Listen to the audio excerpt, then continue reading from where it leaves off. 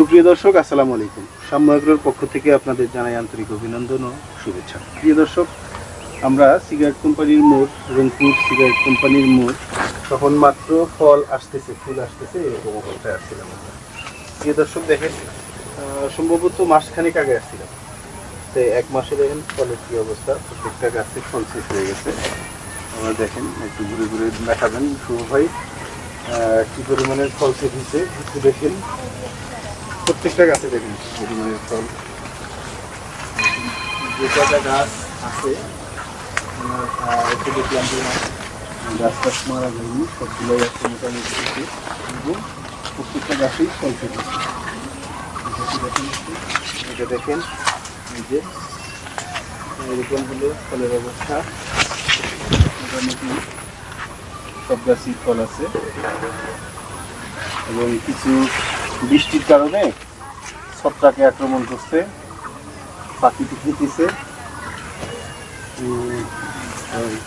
মহসিন মামা, ওনার পুরো নাম হলো মহসিন মির্জা।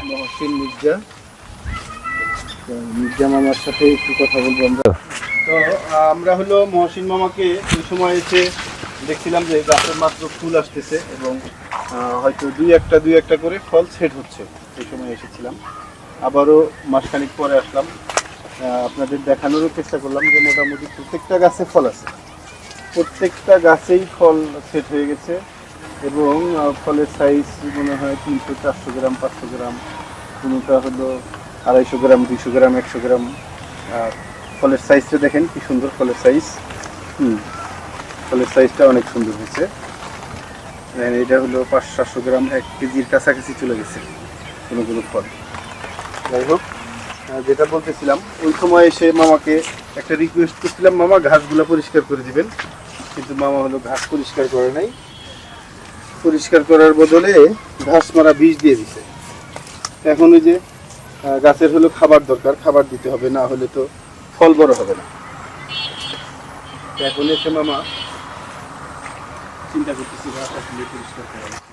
কি বলেন মামা, ঘাস পরিষ্কার করা উচিত? না 100% মামা, এই ঘাসের কারণেই গাছগুলোর এই অবস্থা হয়েছে। হ্যাঁ, ঘাস যদি আগে নিধন করতাম। পোকামাকড়ে আক্রমণ করে। আর এই দেখেন, এই যে পাতাটা, এই দেখেন পাতাটা কুকড়ে গেছে। আপনার এটা কুকড়ানোর কারণ কি? পোকায় আক্রমণ করছে। দেখেন পাতার ভিতরে পোকা আছে, তাহলে এই যে চুষে খাওয়া পোকা, দেখেন রস খেয়ে ফেলছে। তাহলে এই পোকার ওষুধ দিতে হবে। এই যে পোকা দেখেন, এই যে ঘুরে যাচ্ছে। এই পোকামাকড় গুলা ঘাসের কারণে আরো বেশি হয়। এই জন্য আমরা সবসময় বলে থাকি যে আপনারা জমির ঘাসগুলো পরিষ্কার রাখবেন। ঘাস পরিষ্কার থাকলে পোকামাকড়ে আক্রমণ কমবে, পোকামাকড়ের উৎপাদনটাই কমবে। আসেন এইদিকে আসেন একটু শুভ ভাই। এই দেখেন ফুল সেট হচ্ছে, মানে ফল সেট হচ্ছে। এই যে দেখেন, এই যে ফল সেট হচ্ছে। এই গাছটা কি মামা লোড নিবে কি মামা? যেভাবে তো নেবে, আপনি খুঁড়ি দিয়ে দিবেন, খুঁড়ি দিতে হবে না? যে প্রত্যেকটা গাছেই খুঁড়ি দিয়ে দিবেন। আমি তো যেমন ওই পাশে শুধু 2টা লাইন না 3টা লাইন দেখলাম, গাছ একটু ছোট আছে। মোটা হচ্ছে না। এই গাছটাতে যে পরিমাণ ফল দিচ্ছে মামা, এটা তো ইমিডিয়েটলি খুঁড়ি না দিলে সমস্যা হবে। খুঁড়ি না দিলে ধরেন একটু বাতাস টাতাস হলো, মাটি নরম, মাটি তো ভেজা নরম, জি জি, বাতাস যদি হয় দেখবেন যে গাছ উপরে নিয়ে গেছে। এই জন্য খুঁড়ি দেওয়া দরকার। আপনার প্রত্যেকটা গাছেই খুঁড়ি দিবেন, নাহলে যে পরিমাণের ফল, এদের মামা একটা ফলের ওজন যখন 1 কেজি করে হবে, এইটাই ফল আছে কতগুলো, কম করে হলো 60-70টার উপরে ফল অলরেডি সেট হয়ে গেছে। এটার মধ্যে মনে হয় 100-র উপরে ফল সেট হয়েছে। একটা ফলও যদি 1 কেজি করে হয়, 100 কেজি। এই গাছে তো 100 কেজি ওজন নিতে পারবে না। স্যার খুঁটি আমি নিছি মামা, খুঁটি লাগাবো। তো প্রিয় বন্ধুগণ, আপনারা যারা চাষাবাদ করেন তাদের উদ্দেশ্যে একটা কথাই বলবো যে আপনি যদি জমি সঠিক না থাকে, তাহলে ওইখান থেকে সাংকেতিক ফলাফল পাওয়া সম্ভব।